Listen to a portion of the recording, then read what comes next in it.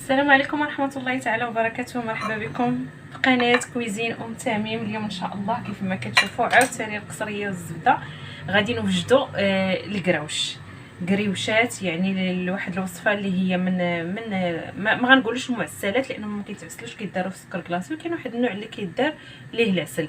المهم تبعوا معايا الوصفه لاخر الفيديو، وما تنساوش اللي كيشوف القناه لاول مره يدخل يشترك ويفعل الجرس باش دائما يوصلوا الجديد، وما تنساوش البارطاج مع الاحباب والاصحاب. تبعوا معايا الفيديو حتى النهايه ديالو. غادي نبداو مباشره في الوصفه على بركه الله. هنا عندنا واحد اللتر ديال الحليب كيف ما كتشوفوا، لتر ديال الحليب سخنته حتى قرب يطلع الغليه كيف ما كتشوفوا بحال ما هكذا. غادي ناخذو، غادي نقطع فيه هذيك الزبده شويه صغيره باش دغيا تعاونني وتذوب.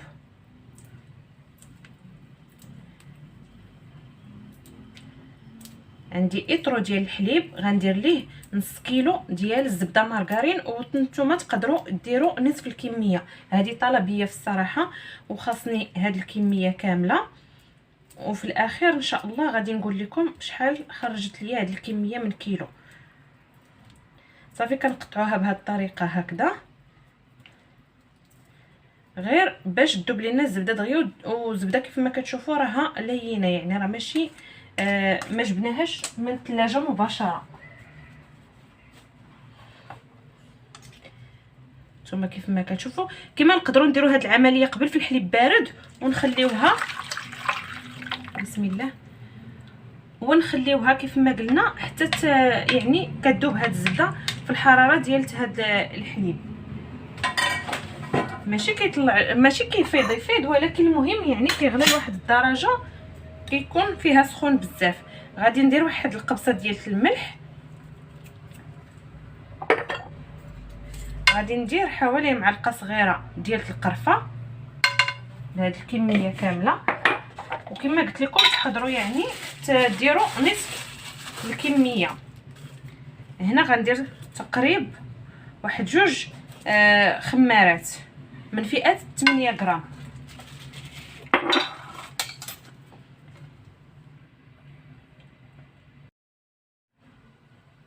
هنا كيف ما كتشوفوا باقي عندي الحليب سخون، يعني ما نقدرش الصراحه ندير فيه يديا. غادي نعاون راسي شويه بهذا الفوي هكا غير نحس بالزبده بلي راها كلها دابت، ما بقاتش لي هنا متكتله. وغادي نبدا كنصب في الطحين مباشره، يعني غادي نزيد عليهم الدقيق ونبقى كنعجن حتى نحصل على القوام اللي بغيت. يعني ما حدا هي كتكون سخونه ملي كنبداو كنزيدوا الطحين وكتجينا العجينه بحال مرخوفه. المهم غتبقاو معايا حتى النهايه ديال لا فيديو ان شاء الله باش تشوفوا الطريقه كامله. صراحه كيجيو هاد الكراوش هشاش وكيجيو زوينين، يعني هنا في المنطقه ديال سوس معروفين بهم. غادي نبدا هنا عندي الطحين، غادي نبدا كنضيف فيه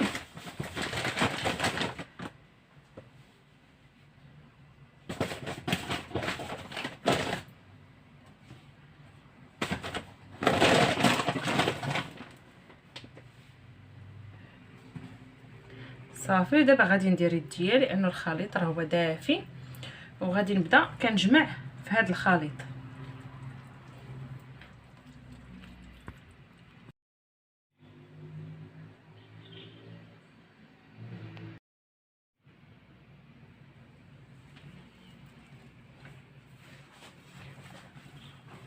هنا غادي نبدا كنجمع في العجين ديالي كيف ما كتشوفوا بهذه الطريقه.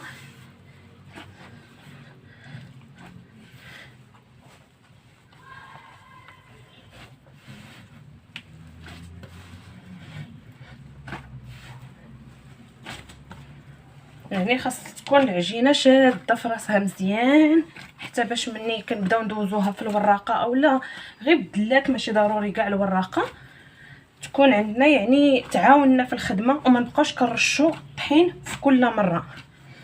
غنتمم انا نعجن بهذه الطريقه، المهم حتى نلم هذه العجينه مزيان.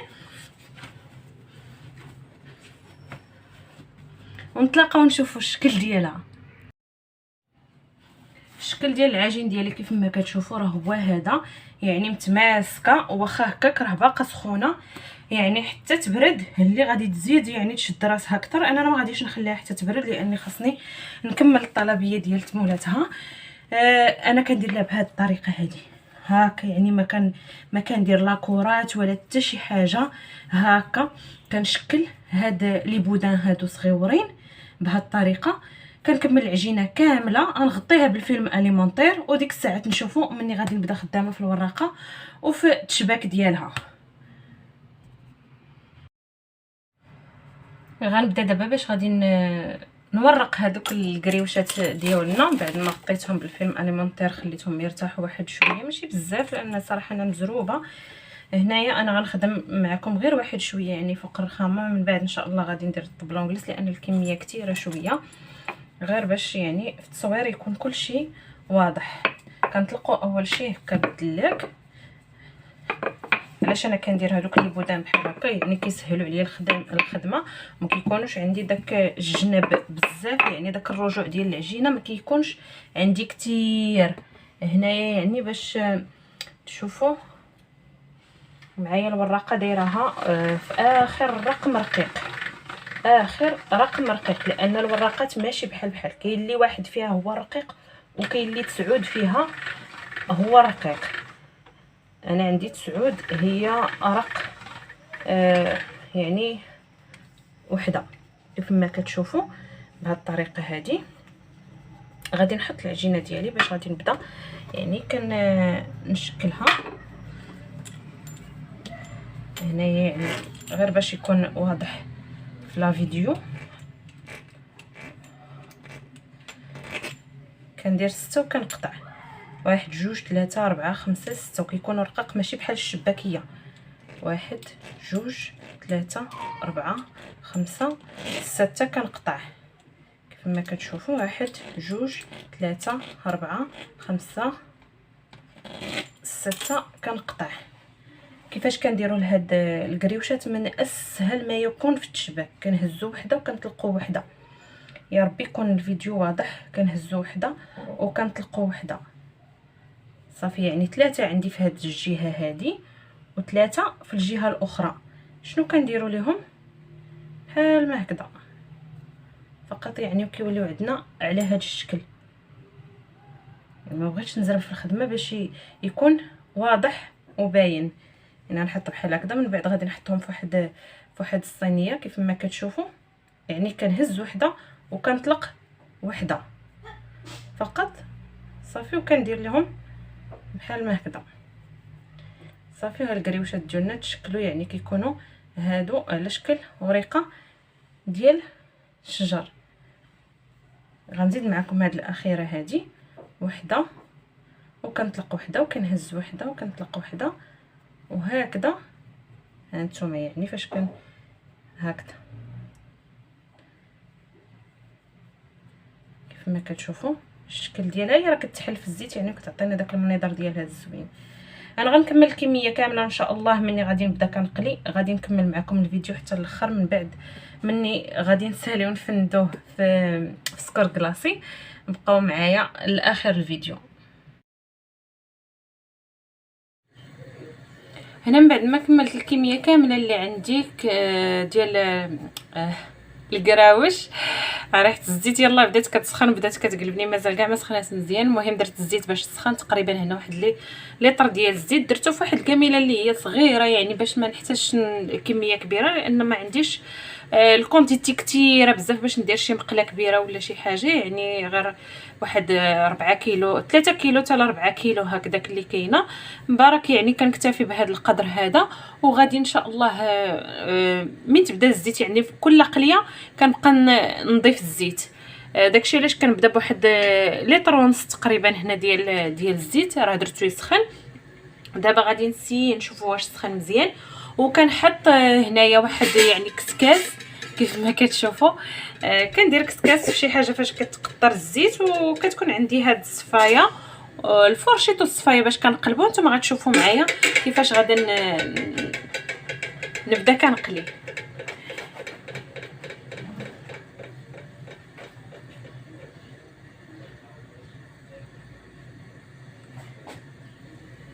يعني دائما كنسيو الزيت بشي حاجه صغيره، شي فرتيته ولا هكا شويه د العجينه.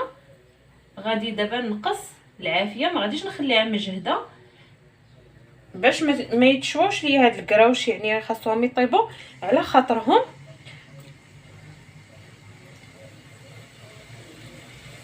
هما دغيا الصراحه ما كيتعطلوش، ولكن ما غاديش نجهدوا ليهم العافيه. دائما بالنسبه لهاد المسائل بحال هاد الكريوشات ولا الشباكيه اولا داك لسان الطير اولا اي حاجه من هاد المقليات سواء المعسله او غير المعسله، يعني ما كنجهدوش ليهم العافيه باش كيطيبوا في خاطرهم، وكتبقى ديك التقرميشه فيهم مده طويله.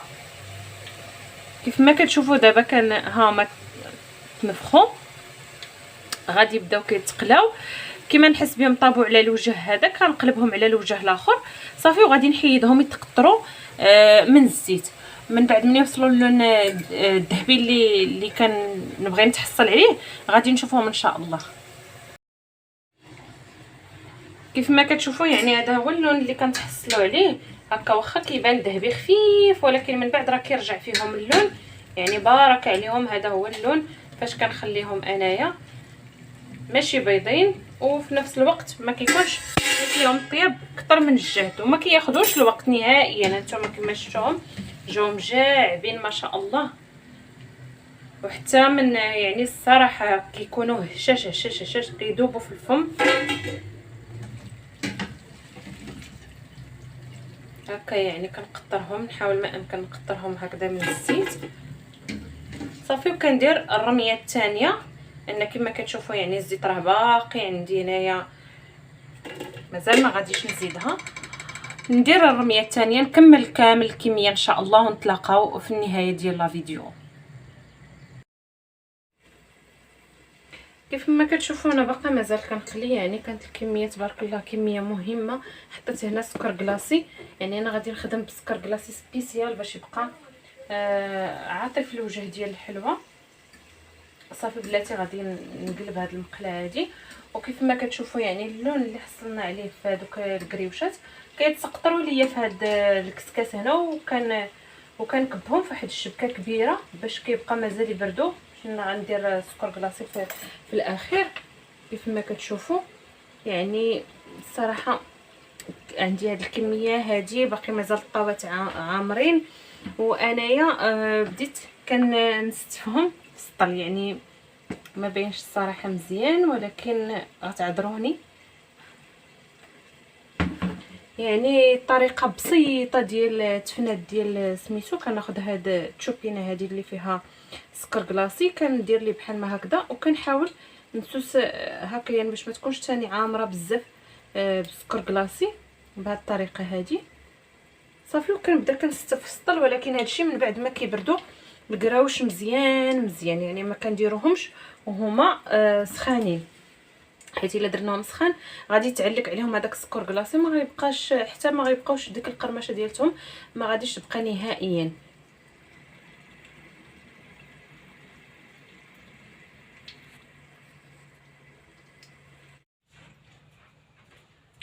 هادو هما الكراوش من بعد ما وجدتهم كيف ما كتشوفوا فنتهم في السكر. يعني هنا جمعت الطلبيه لمولاتها في الكريطنات وفي السطل.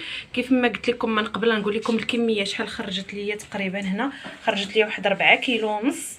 هذيك الكميه خرجت ليا 4 كيلو ونص لانهم ما كيوزنوش، خفافين بزاف.